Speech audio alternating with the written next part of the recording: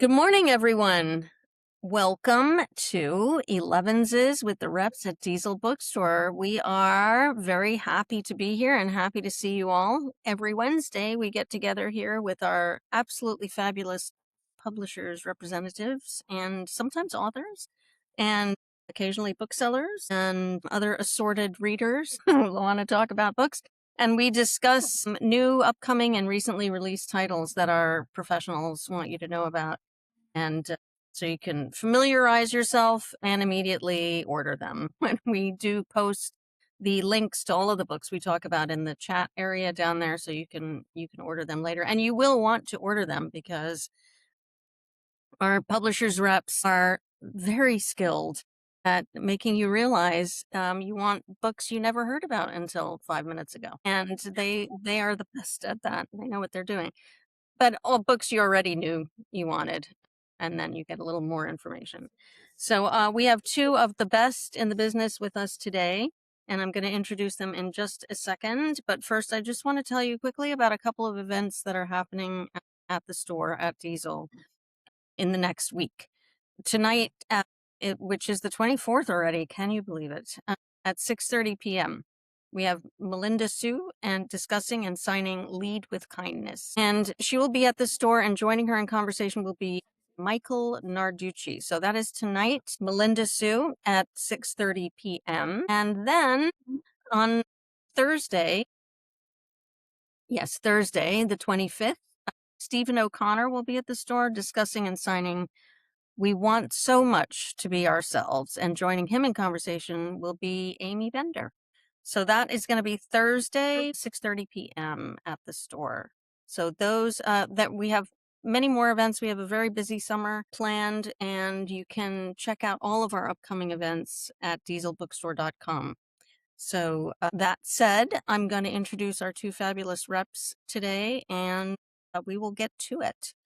We have Andrea Tetrick joining us from PGW, and we have Liz Camfiord from Random House today. So very exciting.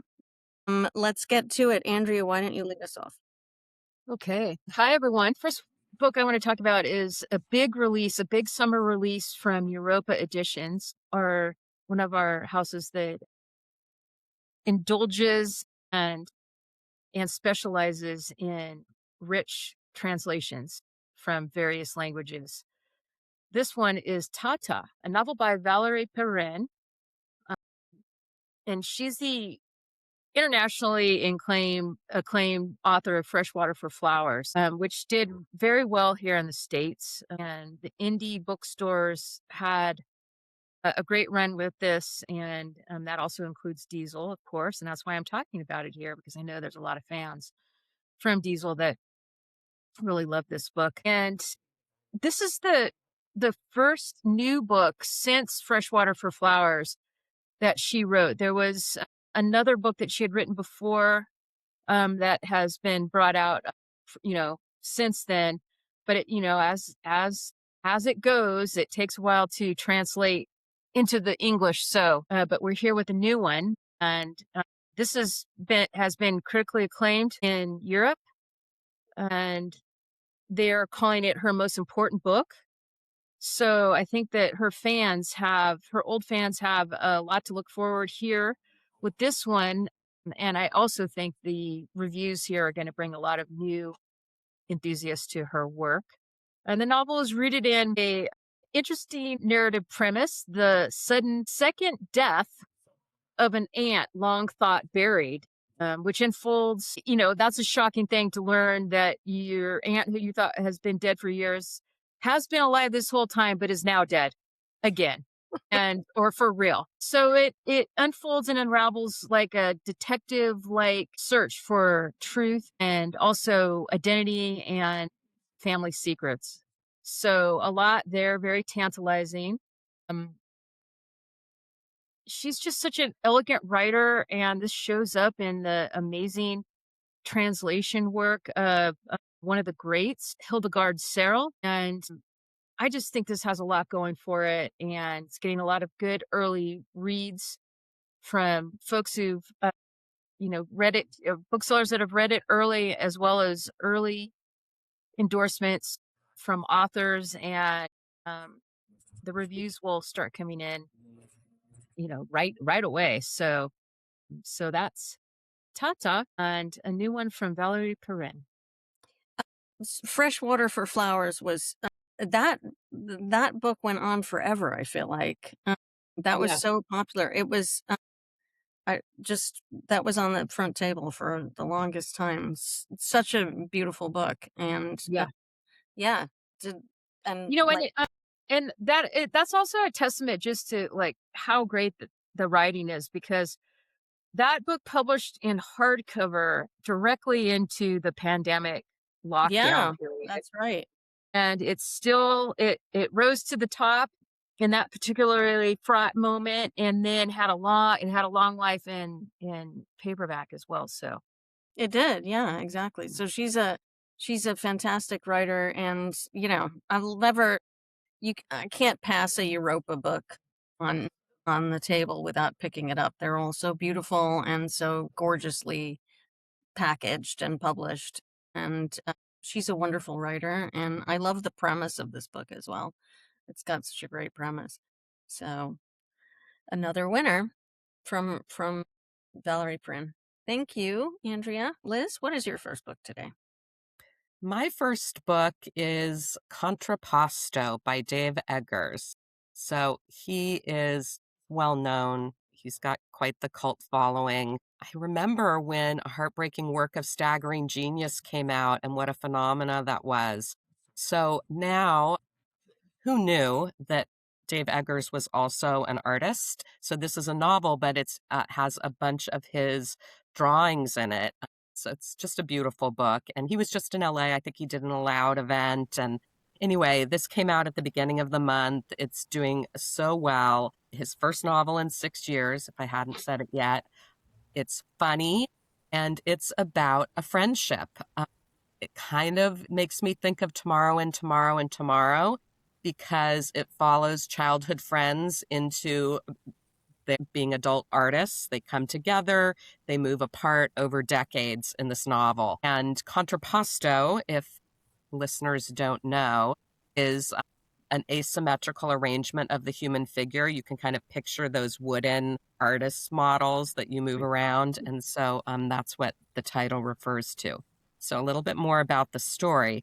We meet Cricket Dib, who's born on the American prairie, has no particular prospects or ambitions until in grade school he realizes that he can draw. He soon meets a girl, Olympia Argyros, 1 year older, who's captivating, brilliant, far more worldly, and recognizing his talent, she convinces him to deface with profound vulgarity a popular playground. So under her direction, he does it willingly, already in love with her, and thus begins this 65-year entwining of Cricket and Olympia. It encompasses their friendship, their working partnership, and their love affair. They go to art school, they experience art school is sort of dubious value, and then they navigate the art world for the next 50 years together and apart, as I said. So just an extraordinary book. Look at those reviews. Lauren Groff. I have booksellers that like Dave Eggers is their favorite writer. So this is really hotly anticipated after 6 years, and everybody's really just loving it. So that is Contrapposto by Dave Eggers, available on the table at Diesel. I know you've been selling it pretty well. Yeah. The other thing about Dave Eggers, I mean, everybody knows who he is, and people have been waiting for it, but he is a real friend to independent bookstores, and we love Dave because of that.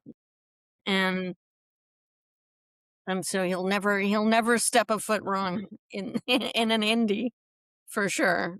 Yeah. Wasn't he the ambassador on the book crawl in San Diego? I think Yes, that yeah. is right. He's And then also there was the book now it's escaping me that wasn't you couldn't get it in the other place. You could only get it in independent. Which book was that, Liz? Oh my gosh. Right. Okay, I good. I'm cannot glad you can't remember, remember but either. well, it's because he came from the McSweeney's That's crowd, right. right? And McSweeney's would have these special editions that weren't available through Amazon. So yeah, Right. there was a book like Right. that. Maybe it was The Circle. I can't remember And exactly. I love McSweeney's too, Hmm. for a variety of reasons. So he's beloved as, in addition to being a great writer, he's just a beloved person as well and a wonderful ambassador. So Yeah. I Well, think what is discover the his what? artwork in the book too. It's very cool. Yeah. What is the what may have been one too that was that's it. That's an it. Yeah. early one. Yeah, Yeah. I that was published by McSweeney's, and I used to rep those folks back in the day. Ah, And he also distributed their fine literary magazine, The Believer. that's right. Right. Yeah. I remember that. Yeah, what Yeah. is the what was that was set in South Africa? There was like a anyway, Yeah. he has such range in Yeah. his novels. And artwork too. An Yep. added bonus. Mhm. Excellent. Thank you, Liz. Back to you, Andrea. Thank you. My second title is a summer friendly trade paper original Summer from, friendly. I love that. yes, yeah. And this is from one of the legendary Brit publishers, Faber and Faber, and the book is Devotions by Lucy Caldwell. So these are 8 new short stories from a master of the form. She also has branched out into novels, and her most recent book, These Days, a novel, was shortlisted for the Booker Prize. And that definitely put her on the map for those that don't pay attention to short stories. But that those who don't pay attention to short stories seems to be a shrinking contingent right now as more and more people are discovering the joys of short stories. I myself uh, was an English major, and I specialized in the study of short stories later in my time at university, and I'm so glad that I took that track because there's just so many amazing. It's a darn hard form, right? And when somebody does it well, like this master, you're in for a treat. She's been compared to William Trevor, Colm Toibin, Claire Keegan, all Irish countrymen. And I'm telling you, the Irish do have a knack, right? So nice to see that this is out for the summer, and there's a nice stack at Diesel for your story reading needs. Devotions, Lucy Caldwell. We've been talking about short stories a lot on Elevenses lately because everybody, which I am so happy to see, has new collections of just like amazing short stories. And Tom Benton, our Penguin rep, who's on a lot, has had, like this amazing run of short stories. And we've been talking about them a lot and they've been coming up. And you're right, Andrea, it is a shrinking audience. Those people who, short stories used to be really hot, like, Yeah, collections were, it was a big thing. And then they just yeah, completely, they almost vanished and nobody wanted to publish them and no one wanted to take a shot. Like you'd get a short story collection as an author if you already had like hit novels that were doing really well. And then they'd like throw you this bone. You can do your short stories. Okay, fine. And then we'll forget about yeah, it and move on. But now they're really becoming, their own, they're coming back into their own again. And they are really hard to write. I say, as yeah, somebody who writes. It's like you have to shrink down an entire novel into like this very small space. yeah, And it's hard to do. And she's so good. I read her before, Lucy Caldwell, and she's fantastic. yeah, So, yeah. So we're excited about this, and I hope that people like stop by or give a call and have this collection sent out if you're not in the LA basin. They're just it's just it will be a lovely discovery for you. I promise you. I mean, she's dynamite. absolutely. Okay, so before we get to our last round, right? Or no? Have you done a No, second? we're only No. on round Okay. 2. Okay. All right. Go ahead, Liz. I will. I will go ahead with a literary Western. I feel we're talking in the publishing world about how there are these kind of a renaissance of the literary Western. When you think about it, think about how much everybody loved reading Jim Harrison, Cormac, all these masters. Peter Heller is still writing, of course, does great. But Anyway, I want to tell you about Josh Weill's book novel, What Came West, which got a great review in the New York Times. And it taught me a lot, actually, about the book, which I've read some of, but I haven't finished. The enthusiasm for it has been fantastic. And the title of the New York Times review is Go West, Young Neurodivergent Man. And it has a neurodivergent protagonist. His name is Silas Hall. The novel is set during the 1800s, during the gold rush, and he becomes one of the first white settlers to cross into the Sierra Nevada. So this novel explores untamed lure of the wilderness, the legacy of violence that shaped American myth and memory, but we also get to know this amazing character, which, yes, in the New York Times review, I like this quote. While literary Westerns are full of cliched outsiders, I don't believe I've met this particular lone wolf before. Shut off, but startlingly vibrant in his mind. So in the novel, it also, if you like epistolary novels, there's a letter written to his son, Elisha, who's a teenager still in Pennsylvania. And then it alternates between that and this kind of gory reckoning, which is narrated in the third person, and the wilderness and the writing, and the descriptions of the environment are great. Josh lives in Nevada City. He's in the heart of the West. And this is just a really special book, and it also talks, of course, about the destruction of our environment, our legacy of genocide, and it includes, like Contrapposto, a series of in-text hand-drawn illustrations. So very special Gold Rush literary Western by Josh Weil. He is the author of the novel The Great Glass Sea, and he has just amazing literary credentials. He's a Fulbright Fellow. He was awarded the Dayton Literary Peace Prize, Pushcart Prize, Sue Kaufman Prize for First Fiction from the Academy of Arts and Letters, a 5 Under 35 Award from the National Book Foundation, and the California Book Award. So if you haven't discovered his writing, this is the perfect place to start this immersive Western with this fascinating character. I'm so excited to tell you this. Yeah, How I missed this book. I This book know. is That's why I'm everything I talking love. about it. I'm talking have about to it have the because we book. publish so much and these gems just need us. Well, yeah, that's what we do with Elevenses, but this, hopefully, but this is, this has everything that I love in a book. So Yeah. Well, I'll I send need one this. to you. yeah. I love his work. He was published by Grove Yes. previously, so I sold and talked about and loved 3 of his earlier volumes, and this sounds fantastic. I know. I am Yeah, so excited about this book. I really Okay, am. well, I'm like, this is favors are coming your way. thank perks. you. Perks.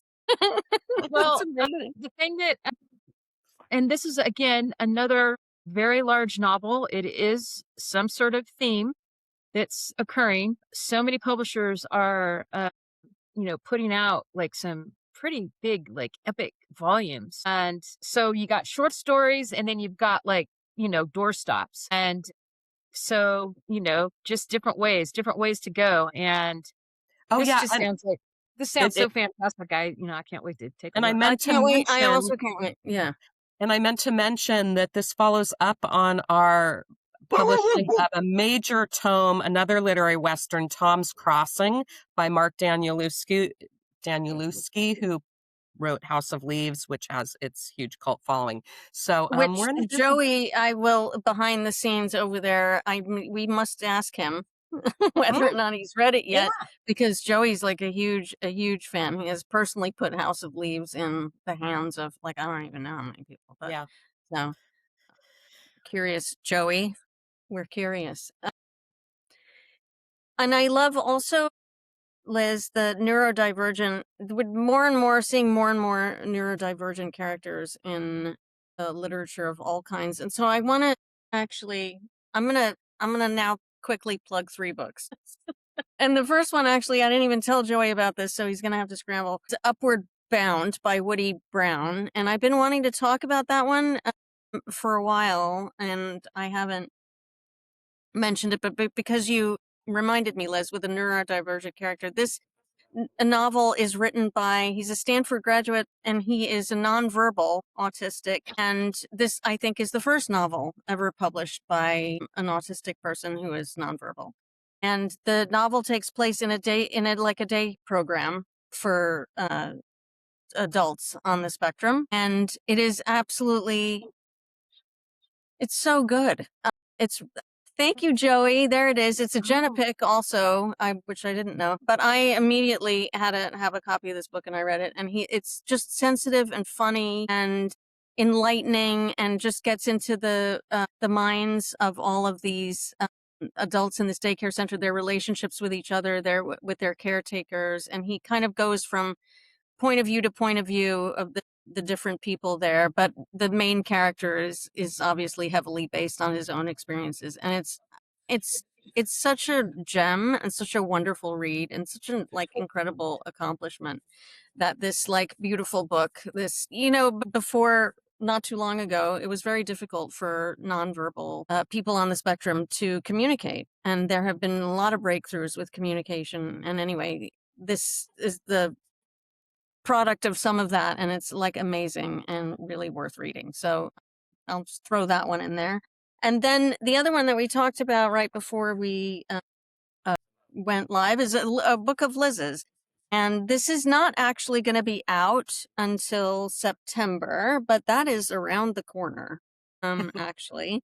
And that is The Butterfly Season, What 64 Butterflies Taught Me About Nature's Great Mysteries and the Meaning of Life. And the author is Leah Korsgaard, and she is Danish, and she decided that she wanted to see something got triggered in her, and she decided she wanted to see all of Denmark's 64 butterfly species in a year. She wanted to see all of them. And so this journey kind of takes her, it's this whimsical kind of journey, and it takes her to all the corners of Denmark, which is a lot smaller than than if you wanted to see all of them in the US. But still, she goes to all of these little corners, finding these very rare butterflies to get a sighting, and she meets all kinds of interesting characters, and she really gets into the whole butterfly science of the butterflies, and then she weaves in myth and philosophy. Just butterflies will make you do this. If you start really following butterflies and getting into butterflies and understanding what happens with them, you will very quickly develop a strong philosophical bent because they're amazing creatures. And she does this absolutely beautiful job of writing about them and discovering them. And it's so a little bit of it's nature writing, but it's also a little bit of memoir, and it's a little bit of science, and it's a little bit of philosophy and myth.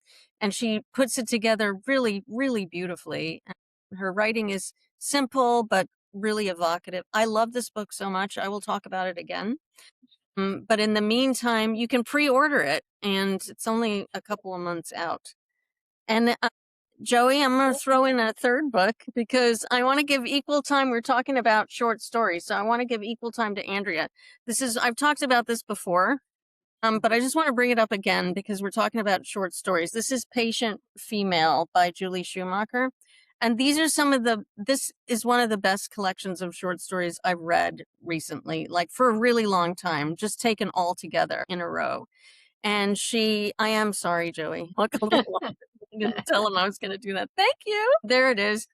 So all of the subjects of these stories are women of various ages, and we start from really young and to go all the way to sort of older women in these really kind of everyday situations, but made extraordinary by her rendering of the experiences of these women. It is so beautifully done. One of my favorite themes that runs through it, to circle back around to neurodivergence, is this sort of ongoing theme that she has of mothers and their neurodivergent children and how they relate to them. And she does such an absolutely amazing job. I laughed when I was reading the stories. I also teared up, and that is very unusual for me. I read a lot and I like things, but it doesn't usually happen to me. She's just beautifully written. They're funny, but they're really poignant. They're a little absurd sometimes as well. Great job. So, all right. I jammed my 3 books in there. Thanks for the shout out. I'm so thank happy you. you love this book. Such a great book. And I think it's getting a good reception too, right, Andrea? Yeah. That's great. Really strong reviews. Great. All right. So thank you for indulging me. And Andrea, why don't you start off our last round of the day? All right. My last book is another trade paper original, and it is The Wisdom of the Odyssey. 24 life lessons from Homer's epic. And this is by Phil Cousineau. He was a protege of Joseph Campbell, and he has had quite a varied, well, it's been a successful publishing career with a varied list of titles and subjects.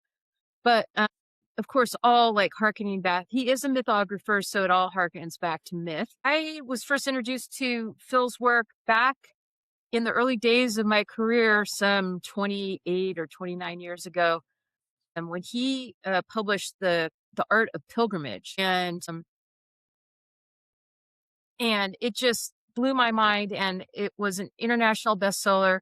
It just has been recently, in the last few years, has been reissued for a new audience, and he's also a filmmaker too. So you may like know his name. You might it might be familiar to you. But anyway, just publishing right into the zeitgeist with that new Christopher Nolan film, The Odyssey, starring Anne Hathaway, Zendaya, Matt Damon, all the pretty stars. He has come out with this book, and it's just it just illuminates the timeless lessons of the Odyssey and how the work is just as relevant today as when it was first written. And it's very pretty. It's a gorgeous volume. It's very gifty, so it'll be perfect for gift giving during the gift season that will be quickly upon us. And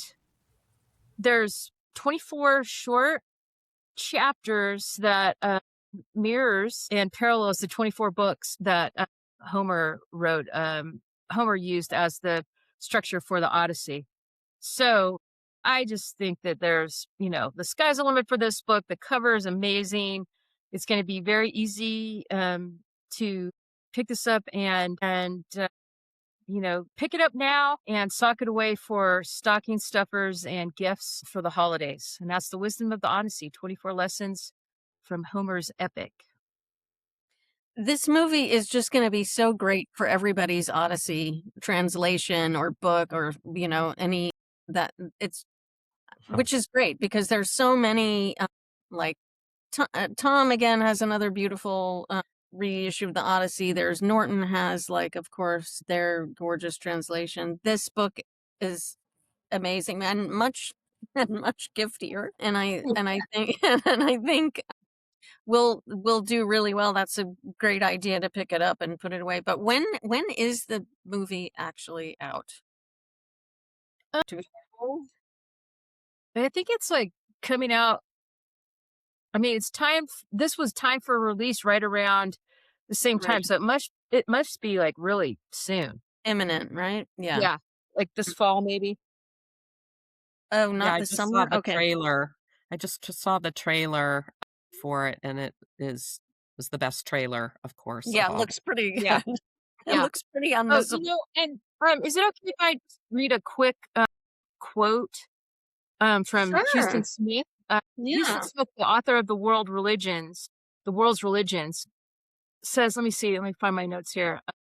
If there is such a thing as a world soul, an anima mundi, it would address our times in something like Cousineau's voice. So that's pretty amazing endorsement from somebody who obviously wrote an amazing survey of the world's religions and a book that's considered a classic. So this guy's got You had me at protege of Joseph Campbell. I feel like Right. there's Yeah. a Right. whole lot of people in the new, younger generations that do not know the wisdom of Joseph Campbell. So Yeah. they can get it through this book. Well, yeah. And, You are that's absolutely right, Liz. And I was just speaking to my son about Joseph Campbell, who is a younger generation and was unfamiliar. And I was trying to yeah. describe. Yeah. So, Now, the same Yeah. publisher, New World Library, has these small little jewels. oh, yeah. Joseph Ooh. Love Campbell. those. Yes, I've Yeah. seen those. Yeah. And this is the Joseph Campbell's Essential series. And I actually came up with the idea. I will just say this right now. Fantastic. Yes, I am very proud of it. As you should be.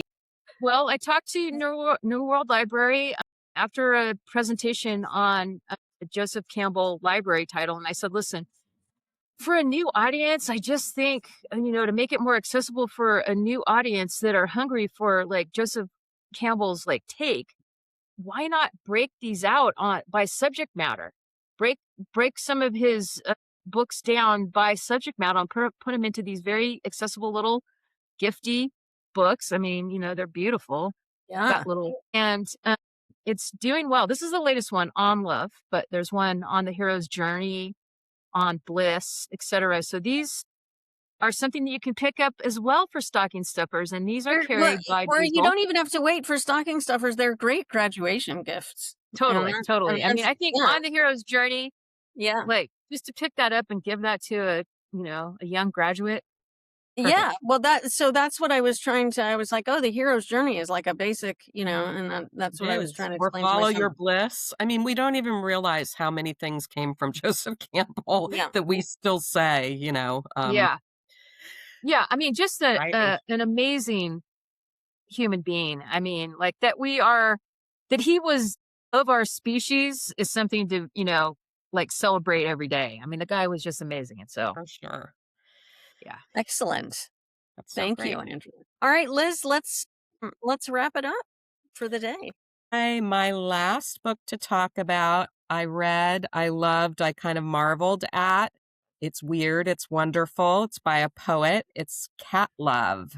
Cat Love. It's short too. So I think it's less than 200 pages. Yeah. It's really fun. It's very dear. And like I said, it's really philosophical and strange. So it's the first novel by Tomás Morín, very whimsical, as I said, introspective. I have all sorts of adjectives for what it is, but let's just say that our cat heroine of this tale is recalling her life with the mustache. That was her beloved owner.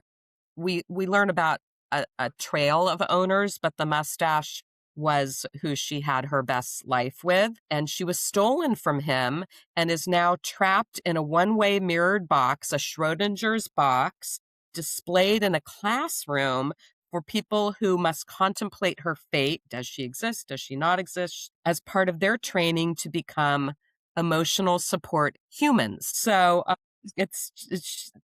she weaves this sort of self-soothing tale, an homage to poetry and music, and remembering the creature comforts that she once shared with her mustache, her owner. And so the trainees in the room are this motley crew. We get to know them a little, that our Kitty describes with a flair, novelistic flair of her own. And they're assigned to consider what each of them feel about her. Meanwhile, they're arguing about whether there's really a cat in there or are they just being manipulated. Their daily required quizzes, which are reproduced in each chapter. Those are really fun. These quizzes are as witty as our narrator herself. And so the mystery of her cat kidnapping is revealed to us. And then along with her potential next move on a more spectral plane. So the thing about this is you have to surrender to it. You're going along for the ride. Like, why are we here? Why are we there? It's again, but it's short and it's fascinating, and the poet can write, that's for sure. But then in the end, I won't give the end away, but this becomes clearly an homage to Tomás's own cat who died.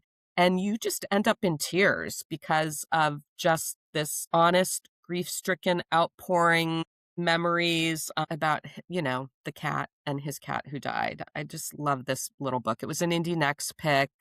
The author went to all of the bookseller conventions and got to know a lot of booksellers. But pick up Cat Love, read a few pages, and see if you aren't very intrigued.